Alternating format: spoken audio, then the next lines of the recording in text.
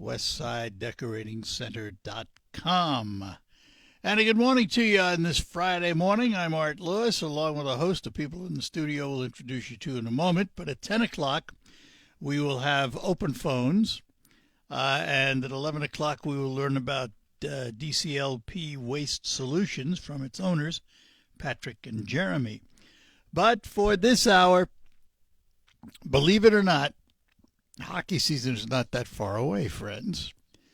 Preseason games will be taking place, and we will also be into the regular season, and you'll hear all the Saginaw Spirit action on WSGW 100.5. And we're going to talk about it this morning with several people in the studio. First of all, we say good morning again to Dylan Clark, the voice of the Saginaw Spirit. Art, how you doing? Hey, I'm doing fine. You're very good with the microphone. Well, thanks. And our own Jonathan Dent also in the studio with us this morning. Good morning. And that is because with us this morning, we say good morning to the new coach of the Saginaw Spirit Hockey Club, and we say good morning to Brendan Taylor. Good morning, Brendan. Morning, guys. Thank you for having me. Hey, glad to have you. I want to start not with your coaching, but with your playing. What do you remember about your days as a Saginaw Spirit player? And that goes back to what, like 2007 or 8, somewhere in there? Yeah, that's a long time. You're making me think now. Sorry. Yeah, it was, it was an exciting time. The franchise was young. My fondest memory, I was fortunate to, I do have a teddy bear toss goal as a member of the Saginaw Spirit. Do you really? I do, yeah, against London and. And against London, no less. Yeah, it's why I remember it. It's a pretty, anytime you score against those guys and kind of once in a lifetime teddy bear moment. And so you were a forward? I was a forward, yes. Yeah. How long did you play in the league? 2 full years, and I was here in Saginaw for the half of my last year. 30 games. 30 games, yeah. All right. So what got you off the ice into the bench?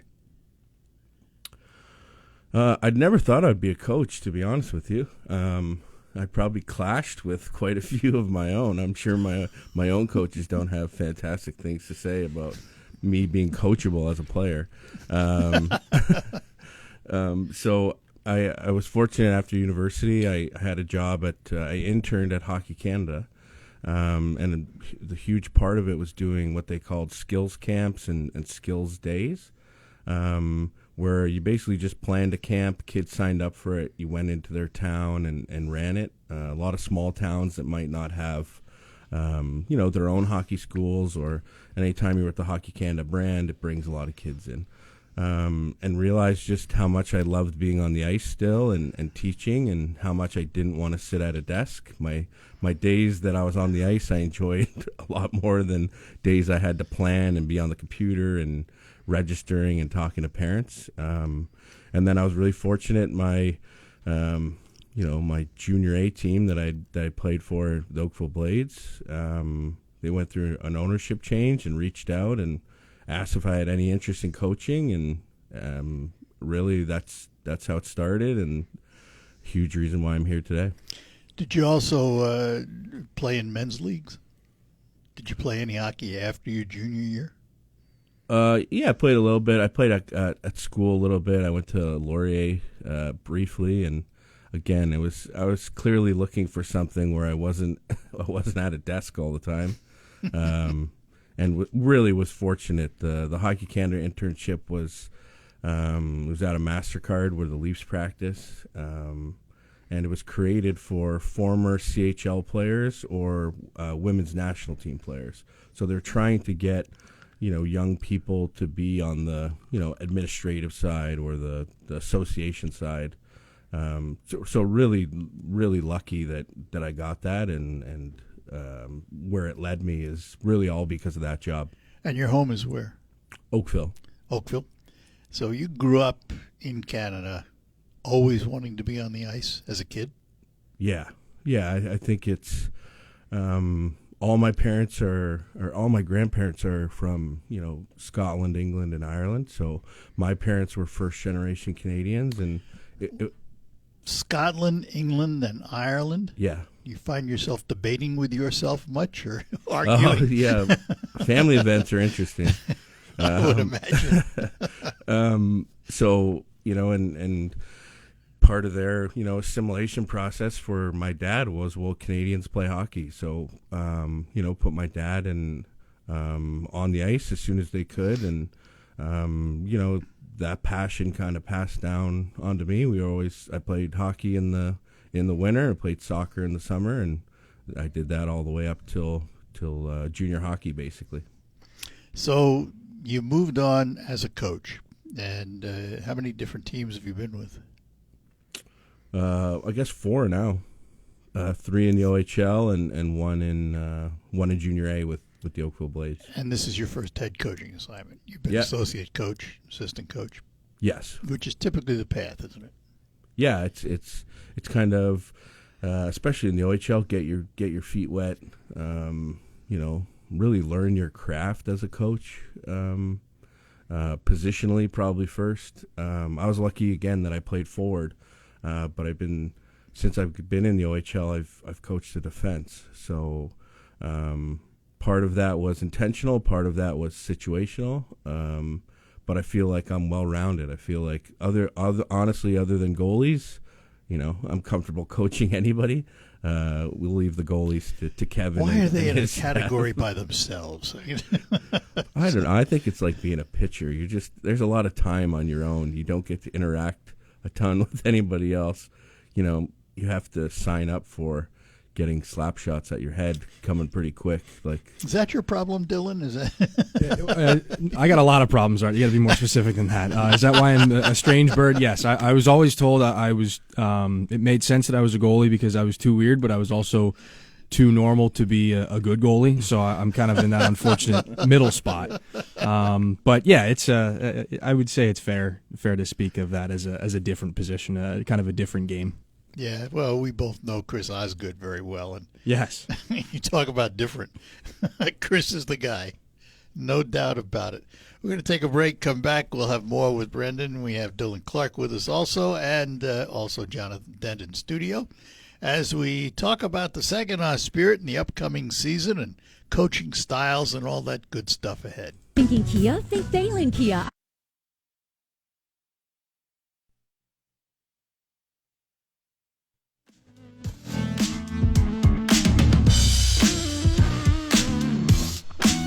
Hi, we're back with you here on the Art Lewis Show, talking to Brendan Taylor, the new coach of the Saginaw Spirit Hockey Club.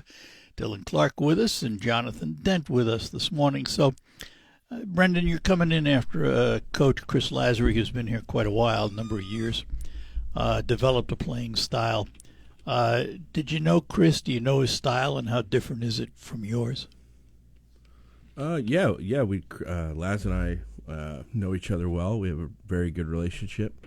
I know the Saginaw Spirit well. I think the fewest amount of times we've played in a year in the last couple of years was 10. I think the 8 in year with 2 exhibition games and that infamous year that we won't bring up about the last game. Yeah, that was 17 games that year. So it's I think obviously very aware of how they played. I think it's philosophy versus structure. I think Laz and I will have a similar philosophy, and it's the way Drinks has modeled the organization. It's the players he looks for. It's what he expects out of his coaches. That will be the team that dictates and has the puck and wants our guys to be creative and wants to make plays. How that will look will be a little bit different just because of some structure or away from the puck. If we forecheck in the neutral zone, for example, differently than Laz did, our breakouts will look different. But same philosophy. We want to be the team that controls the game and controls the puck, and that won't change. So I can assume then you're not a dump and run type coach. No, No, I want our guys, especially our high-end guys and the, the talent that Drinks and his staff bring in. We want them empowered to make plays, and it'll be the coaching staff's job to, teach them when the right time is. There is times you do have to, I won't call it dumping, but is it deposits or putting it in a spot Put it where in we the can corner, get it yeah. back? Yeah. But no, we're not just going to be throwing pucks away. It's so hard to get it back. We won't be doing that. Jonathan? We talked a little bit about your career so far in that first segment, but what's it like now moving into your first head coaching position? Do you have more of that kind of control over how the team's going to be structured and play? And what's it like moving into a team that's been built a certain way and now you're at the helm here? Yeah, I think it's exciting to answer both your questions. It's exciting on both. Most assistants that you talk around the league either have a way that they would want to play or a way they would think they would run things. A lot of it's based on personality.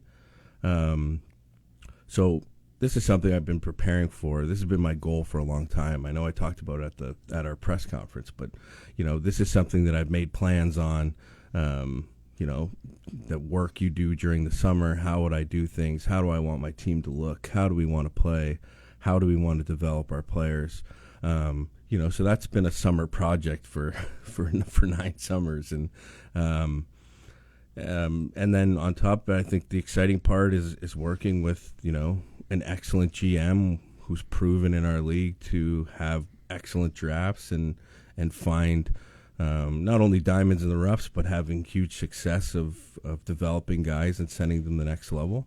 So I think, Drinks is such a, respected GM around the league that it's exciting when you start to, our staff's been in and it's our staff talking about, power play yesterday, for example, and it's really excited to go through some of the structure stuff and, the staff gets excited. Well, Dima's going to look really good here and Levi's going to look really good running the top here. So, I think it's going to be a great blend with the way, I plan to implement our team, structure and playing style, with the guys, Drinks and Greg and Prouder and their staff, find those guys. It's a really excited time and, I can't wait to get going.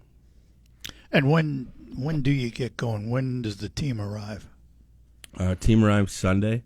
This Sunday. Medicals, some media stuff, and we got on the ice Monday at Saginaw Bay.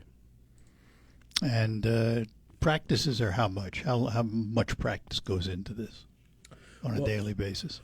Well, we actually have a really unique training camp. We're fortunate our team is going. We've got 2 kind of tournament style exhibition schedules through training camp. One of them you have to travel for. Pretty healthy travel. Yeah, it's going to be practice time is probably the sacrifice a little bit that we make early in camp. But there's a lot of I think before our last exhibition game against the Sioux. We have 9 hotel nights as a team, so it'll be something that coaches are going to have to be really sharp and efficient on teaching and installing our systems and style of play through camp. But it's really exciting. Newfoundland is going to be a once in a lifetime trip for everybody. But 9 hotel nights is a great way to bond and will pay off as the season goes on them getting to know, me and my staff, us getting to know them, and then just players getting to be, with each other all the time. 9 nights before you start the season is going to be something that really pays dividends down the road. Are you fully staffed now? Fully staffed. Who are your assistants? Saverio Pozo will return in an expanded role. Had some unbelievable reviews, both internally and externally. About what he can do and that he was ready for more, and then just the talk of the quality of human he is. So I've been able to see that firsthand. Everybody who speaks about him speaks very highly about him. And then a newcomer, Aaron Augustitis, He's been in the NHL for the last 7 or 8 years in a variety of roles. Really unique role in Columbus, working with the head coach and doing their video, but also being a part of practices and skill sessions, and his knowledge base of video and systematic stuff, and his experience working for I think 7 coaches in Columbus. It's been Wow. So his scope of seeing what head coaches do and what works and what doesn't is really exciting, and so we're a young staff. I now feel like the old guy on staff, but I'm really excited about the guys, both as people and as coaches.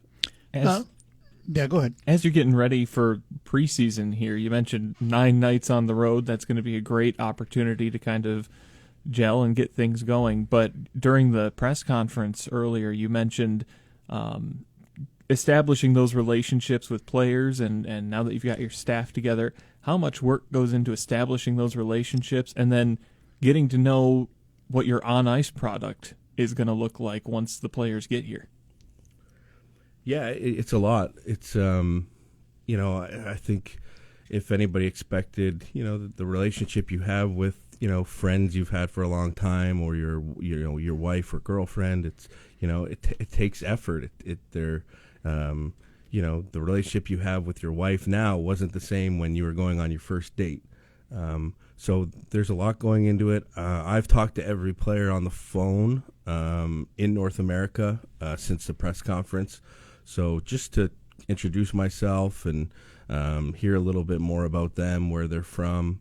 We'll do some, team building exercises, and I've used it in the past with the coaches, that the coaches would present, and, here's how many siblings I have. Here's what I like to do. Kind of those silly things that sound cheesy but are actually really important. Well, I imagine there's a lot of trust that needs to be built up in the player-coach relationship there. Do you find that players in this league, at least, they've had a dozen coaches or more at this point in their lives? Do you find that they're pretty adaptable with that kind of thing, or does it take a lot of strengthening that relationship? Yeah, I think this new generation, it's a little bit of both. I think they're used to, between skills coaches and, some guys might play for multiple minor hockey teams. It's not, when we were kids and your coach from, Squirt to Bantam was the same guy or same couple of people. It might have been your dad or somebody else's. So, it's difficult. You can't expect the trust to be on day one. I think with a new team and in this generation, I think there is a bit of, they want to see how good you are, what what you're capable of.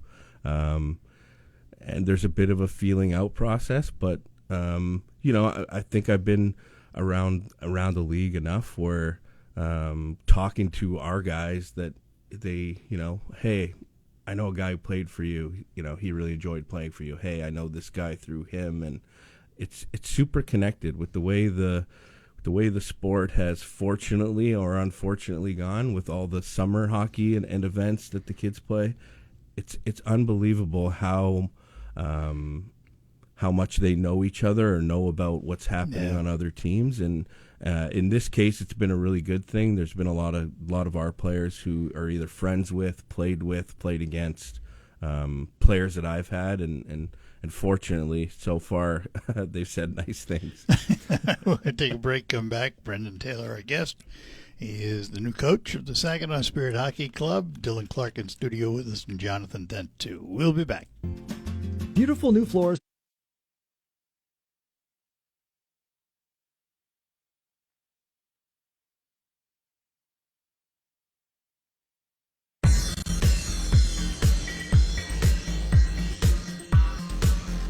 All right, welcome back. In studio, Brendan Taylor, the new coach of the Saginaw Spirit Hockey Club. Dylan Clark, the voice of the team, and of course, our own Jonathan Dent, who also provides halftime coverage when they're away, and does a lot of the stuff for us on air. I have to ask, I don't know, and how much of a difference this is, but there is a new, apparently, fighting policy, an amended policy. And it looks to me as I read it that they're allowing more fights in a season. Does that sound right? This is one that we covered. I didn't think this come up. This is one that we covered in the at the OHL head coach and GM's meetings, and it's a question for the league, and that was passed at the Board of Governors level. Right, and that's what this is. It's the Board of Governors leadership recap. You know anything about it, Dylan? Yeah, I mean, it would probably take a long time to get into, but like each simplify it. Yeah. Basically, the simplest version of it is, last year guys had three Three and fights out. in a regular season. And Right. Anything beyond that, you'd incur a suspension. So now the clock resets halfway through the year. So you get 3 in the first half of the year. Whether you use them or not, that resets to 3 when you come back for the second half of the season after January 1st. And resets again at the playoffs. Right. But there's overall a total of 50 fights in a single season For a team. For a team, right? That was the old one. That's been reduced to 35 for a team over an entire season. So as a whole, you've got fewer fights to work with as an organization.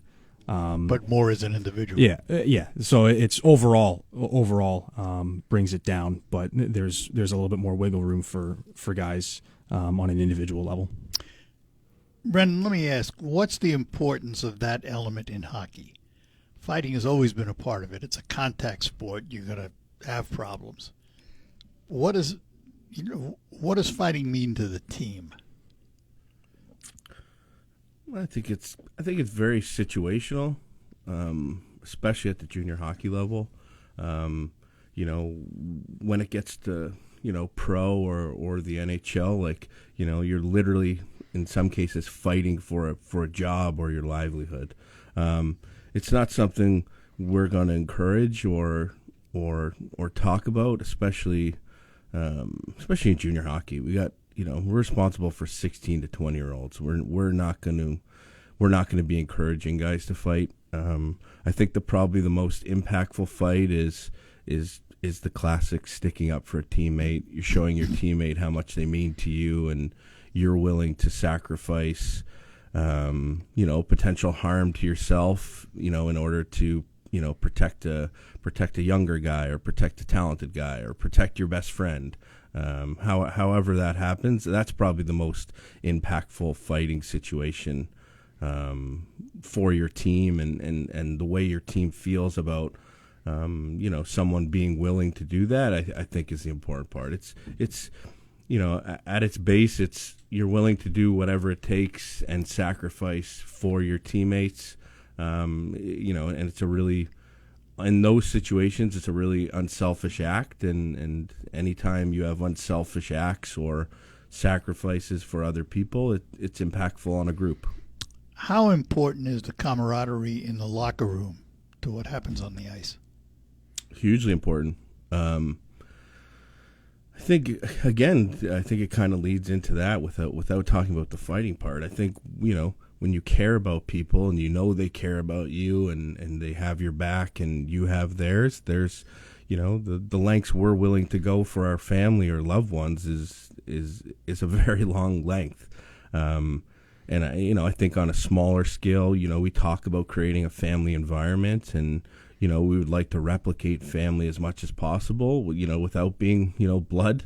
But hugely important. I think it breeds confidence. I also think, like a family, it allows you to be, when they know, I'll talk just from the coaching to, player dynamic. It's, you're able to push them and hold them more accountable when they know that you care and love them. And with your teammates, you're able to talk more freely. You're able to be yourself. The closest teams always seem to do the best. In my experience in the OHL, the guys that spend the most time off the ice together and have those relationships always bleeds on the ice, and always, tight-knit groups, are able to have hard conversations, are able to do hard things together. are able to have fun together and enjoy those moments together. But I think it's totally connected. A close locker room always shows itself on the ice. Hi, Our fuel treatment goes in the fuel tank. Excuse me. We'll take one more everything. break here and be back with our guests after these notes. Let me take a moment to talk about what we were just going to talk about there. That's your automobile. You know, when it's dirty, you take it out and you get it washed. What do you do when the engine gets dirty? Pistons, injectors, valves, they build up with carbon monoxide over time, reducing performance, reducing particularly your mileage in this day and age with gas prices what they are. Well, no worries, because you can wash your engine internally with an engine performance treatment. It's a two-part system. One part goes in the tank and cleans everything that touches the gas. The second part goes directly in the engine and cleans everything that touches the oil. Here's John from Quick Lane in Freeland to explain how it works. Hi, Art. Our fuel treatment goes in the fuel tank and cleans everything gas touches, including carbon buildup on injectors. Our oil treatment cleans the gunk and grime inside the engine. After 15 minutes, we drain the oil and the sludge comes out with it. Works on both cars and trucks. Thanks, John. And you'll notice a difference right away when you start your car to run smoother and quieter, and gas mileage will increase too. Get some giddy up and go with a clean engine at Quick Lane in Freeland. Also remember, if you need tires, Quick Lane sells all their new tires at just $5 over cost. Attention, commercial landscapers And we're back with you in studio. Brendan Taylor, the new coach of the Saginaw Spirit Hockey Club, Dylan Clark, the voice of the club, and our own Jonathan Dent. Let's talk about the players and the team coming up here in this season, this 26-27 season. Couple of guys, and we've been very fortunate in the Saginaw Spirit having first-round picks in the NHL draft the last few years. What's the team look like this year? Exciting, skilled. We're talking about a staff. I think what the new OHL will look like. We just have all of our OA spots aren't used up. We're not super heavy in the 19-year-old age, but man, are we excited about our 16-year-olds, 17-year-olds, 18-year-olds. We're young again. Yeah, young, and I think young in a different way, though. I think with the challenges of what's happening in the hockey landscape, I think it'll look more like this going forward for everybody, where you have 16 to 18-year-olds, the best in the world. And then it'll be, our job, and if we can get them signed in the NHL, that we get those older guys, back. But really excited about it. Our skill level is very high. What we lack in, maybe experience, we don't in talent, and can't wait to work with this group. It seems, and correct me if I'm wrong, but it seems at one time, if you were drafted in the NHL as, say, a 19-year-old, chances of going to the big show that first year, and chances are you were coming back. That seems to have changed. That all of a sudden there's 19-year-olds on the roster of the NHL clubs. Have you sensed that? Yeah, a little bit. I think I think with the NHL cap going up and their players making so much, I think you have to have young players making entry level money on their contracts to fit in the cap, and I think that's a bit of a new consequence, or a new thing that we're dealing with, and the trickle down effect from the NHL. But I think it's a lot related to the explosion of the cap in the NHL and players getting paid, better than ever. Your thoughts, Still? Well, I was going to say, the thing about that is in the last 10 years, you've got two more teams enter the National Hockey League in Vegas and Seattle. So that's, 46 to 50 new active roster spots, let alone, all the guys that they have in the American League and on other deals that way. So you got more jobs in the NHL. So you need to pull more guys to fill them. So that might make, guys making teams a little bit younger, a little bit more of a common thing. And the other thing is just around here, since 2020, the amount of first round top 15 players that Saginaw's produced. No other development league in North America has put that many guys in the top 15 in the NHL draft. Just look at Nikita Klepov last year to Anaheim. Go back, Michael Misa, Zane Perek, and on 2 top 10s in one draft. Yeah. So I mean, neither of whom came back. That's the thing. It's like, the kind of the recency bias is, those guys are 18, 19, and they stuck with the big clubs. It's because that we've got more guys going early in the first round now in this era of Spirit hockey than ever before. And who comes back now? Who are the big guys we're getting back for our team? Who's going to be leading the pack? Well, I mean, I can tell you for sure. I'm excited to see everybody, but one of the things I'm most excited to watch is what does this year look like for Demas Jokin. The opportunities he got at the World Junior Summer Showcase. He was one of the only guys. I think he was the only guy wearing a cage. He was the youngest guy on that roster, and I mean, if you saw the goals that he scored, they don't look too different than the goals he scores here. He's carrying guys to the net. He's running guys over, and he's not the biggest guy out there. I think he officially clocks in at 5'10", maybe 5'11", but he'll run through anybody, and he'll put the puck in the back of the net, and he'll give you a nice big smile when he does it. So I think it's going to be a very, very big year for him. Brendan, how's the goaltending look? Key to any team. Yeah, we're very fortunate. We're going to have between Brady and Noling and Sharugan, we're gonna have two, first time I've ever experienced it, 2 NHL drafted goalies, sharing time together. I think internally it's going to be great for not only just our team but for them individually too. I think anytime you can turn that position into competitive battle for ice time and net time, I think it raises the level of practice. Both guys will play, so when you get to play, you'll be rested. We're not going to run one guy into the ground. I think it's great for their personal development to be competitive, and it'll be our job to manage the 2 guys who believe they're number 1 goalies, and that'll be on the coaches, and they can just play. That's a real balancing trick, isn't it? How much downtime for a goalie in particular. They want to be in the net. That's how they keep sharp. Too many days off the net, particularly backup goalies who maybe don't get to play but once every 10 games or whatever. It's kind of difficult, isn't it? Yeah, I think practice for goalies is, how much about technique or foundational skills, where I think it's tough to replicate in practice what a game or game speed looks like. Whereas for players, it can be really similar. I think it's a challenge for sure. I think, the science or, information we get is, that it's tough for goalies more than ever, or more than any position, to play back-to-back situations, and that they do play better when they're fresh and rested. And we're getting a lot of that from information, analytically, and from the NHL and what they're choosing to do with a lot of 1A, 1B situations, and trying to learn from them. Drinks and Laz are both big into metrics and the numbers and analytics. Are you? Yeah, I'm a huge believer in it. I think you'll fit right in.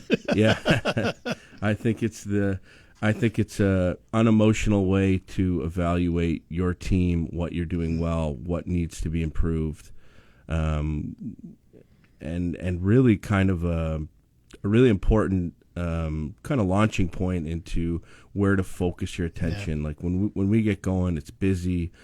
Players need your attention. You need to watch video with them. The grind of a season, and for coaches, you need to know where's the area of most importance right now, and Brendan, analytics does that. We'll do this again. Thanks for being with us today and taking the time. We appreciate it. Welcome to Saginaw. Yeah, thanks so much for having me. I had a blast.